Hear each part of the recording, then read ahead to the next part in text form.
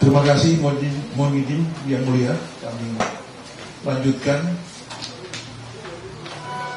ke huruf C, langsung ke huruf C, fakta-fakta hukum.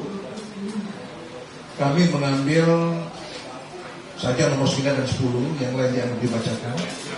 Kami langsung ke nomor 9. Bahwa sebelum dilakukan penempatan di rumah tahanan, termohon terlebih dahulu melakukan pemeriksaan kesehatan terhadap pemohon melalui Didokes Polda Metro Jaya. Selanjutnya, termohon kembali melakukan pemeriksaan terhadap tersangka, pemohon, dan membawa pemohon ke Rumah Sakit Polri Kramat Jati pada tanggal 19 Juni 2026 untuk dilakukan pemeriksaan kesehatan secara menyeluruh oleh tim dokter yang membidangi. Selanjutnya, diketahui dari hasil pemeriksaan kesehatan tersebut dan berdasarkan hasil rekam medis pemohon, dinyatakan bahwa terhadap pemohon perlu dilakukan rawat inap. Kemudian, pemohon menjalani perawatan inap sesuai rekomendasi dokter. Setelah kondisi kesehatan pemohon dinyatakan memungkinkan untuk melanjutkan proses hukum, termohon pada tanggal 22 Juni 2026 menjemput pemohon dari Rumah Sakit Polri Kramat Jati dan melanjutkan proses penyidikan sesuai ketentuan yang berlaku.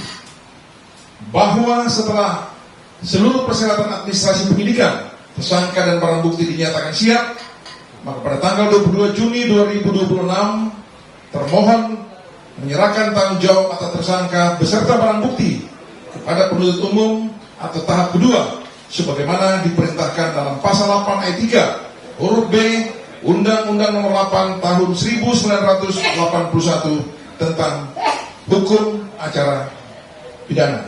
Kami langsung ke huruf D. Jawaban termohon. 1. Bantahan terhadap dalil pemohon, bahwa termohon menolak dengan tegas seluruh permohonan pemohon dengan mengajukan jawaban sebagai berikut. 1. Upaya paksa yang dilakukan termohon merupakan kewenangan yang diberikan undang-undang. Bahwa termohon menghormati putusan pra-peradilan yang telah berkekuatan hukum tetap sebagai bentuk pengawasan yudisial terhadap pelaksanaan upaya paksa. Namun demikian, putusan tersebut tidak serta-merta menghapus fakta bahwa seluruh tindakan termohon dilakukan dalam pelaksanaan kewenangan dan kewajiban yang diberikan oleh undang-undang. Bahwa berdasarkan pasal 8 ayat 3 KUHP, penyidik berkewajiban menyelesaikan proses penyidikan termasuk penyerahan tersangka dan barang bukti kepada penuntut umum. Dalam pelaksanaan kewajiban tersebut, pasal 7 ayat 1 huruf J KUHP memberikan kewenangan kepada penyidik untuk melakukan tindakan lain menurut hukum yang bertanggung jawab sebagai bentuk diskresi dalam penyelenggaraan penyidikan sepanjang tetap dilaksanakan sesuai ketentuan hukum acara pidana. Bahwa dalam perkara akuo, penggunaan upaya paksa dilakukan dalam rangka pelaksanaan kewajiban penyidikan menuju tahap kedua dengan tetap berpedoman pada kewenangan yang diberikan KUHP. Putusan pra-peradilan tidak menyatakan termohon bertindak tanpa kewenangan atau tanpa dasar hukum, melainkan hanya menilai bahwa penggunaan kewenangan tersebut dalam perkara konkret tidak memenuhi pertimbangan mengenai urgensi penangkapan dan syarat subjektif penahanan. Oleh karena itu, putusan pra-peradilan tersebut tidak serta-merta membuktikan telah terpenuhinya unsur tanpa alasan yang sah berdasarkan undang-undang sebagaimana dimaksud dalam pasal 173 ayat 1 Undang-Undang Nomor 20 Tahun 2025 tentang KUHP. Dengan demikian, tuntutan ganti kerugian yang diajukan pemohon tidak dapat dikabulkan secara otomatis dan tetap harus dibuktikan berdasarkan ketentuan hukum yang berlaku. 2. Tuntutan ganti kerugian pemohon tidak beralasan menurut hukum bahwa tuntutan ganti kerugian sebesar 206 juta rupiah yang diajukan pemohon tidak mempunyai dasar hukum dan dasar pembuktian yang memadai. Bahwa sekalipun pemohon mengajukan bukti berupa kwitansi atau bukti pembayaran atas sejumlah pengeluaran, bukti tersebut hanya membuktikan telah terjadinya pengeluaran sejumlah uang, namun tidak serta-merta membuktikan bahwa seluruh pengeluaran tersebut merupakan kerugian yang timbul sebagai akibat langsung kausal verbal dari tindakan termohon, dan karenanya wajib dibebankan kepada negara sebagai ganti kerugian. Bahwa setiap komponen kerugian yang dijadikan pemohon tetap harus dibuktikan mempunyai hubungan sebab akibat yang langsung dengan tindakan termohon serta memenuhi unsur kewajaran dan kepatutan. Terlebih lagi, tuntutan kerugian imaterial sebesar 100 juta rupiah hanya didasarkan pada penilaian sepihak pemohon tanpa ukuran yang objektif dan terukur. Bahwa selain itu, besaran tuntutan ganti kerugian yang diajukan pemohon juga tidak sejalan dengan ketentuan pasal 9 Peraturan Pemerintah Nomor 92 Tahun 2015. Pemohon tidak pernah menelitikan maupun membuktikan mengalami luka berat, cacat atau meninggal dunia sebagaimana dimaksud dalam pasal 9 ayat 2 dan ayat 3, sehingga tuntutan ganti kerugian yang diajukan tidak mempunyai dasar untuk dikabulkan sebagaimana dimohonkan. Oleh karena itu, tuntutan ganti kerugian pemohon tidak beralasan menurut hukum dan patut ditolak. 3. Dalil kerugian imaterial.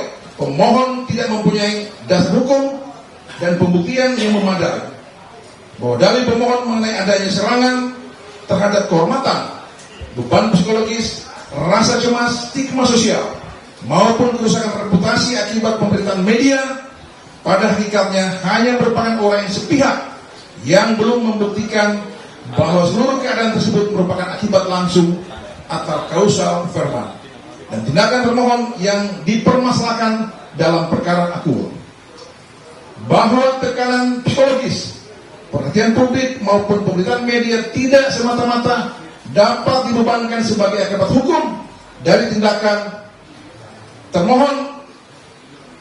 Terlebih pemohon telah berstatus sebagai tersangka sebelum dilakukan penangkapan dan penahanan, sehingga berbagai konsekuensi sosial maupun pemberitaan yang timbul tidak dapat secara otomatis dihubungkan sebagai akibat langsung dari tindakan yang dipersoalkan dalam permohonan ini. Bahwa dari pemohon yang mendasarkan besarnya kerugian imaterial pada statusnya sebagai tokoh publik, mantan menteri dan mantan anggota DPR RI juga tidak mempunyai dasar hukum, KUHP maupun Peraturan Pemerintah Nomor 92 Tahun 2015 tidak menjadikan kedudukan, jabatan, reputasi atau popularitas seseorang sebagai parameter untuk menentukan besarnya ganti kerugian. Penentuan ganti kerugian harus didasarkan pada pembuktian yang objektif mengenai adanya kerugian yang mempunyai hubungan sebab akibat secara langsung dengan tindakan yang dipermasalahkan, bukan pada status sosial pemohon. Bahwa psikologi sebagai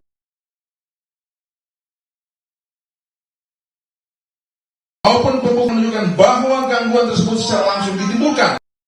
Tuntutan kerugian imaterial sebesar 100 juta rupiah semata-mata merupakan penilaian sepihak pemohon yang tidak mempunyai dasar pembuktian yang memadai untuk dibebankan kepada negara. Berdasarkan uraian tersebut, dalil pemohon mengenai kerugian imaterial tidak beralasan menurut hukum dan oleh karenanya patut untuk ditolak. Mohon izin yang mulia kami berkenan lanjutkan oleh rekan. Mohon izin kami lanjutkan yang mulia. Download Tribun X sekarang, menghadirkan lokal menjadi Indonesia.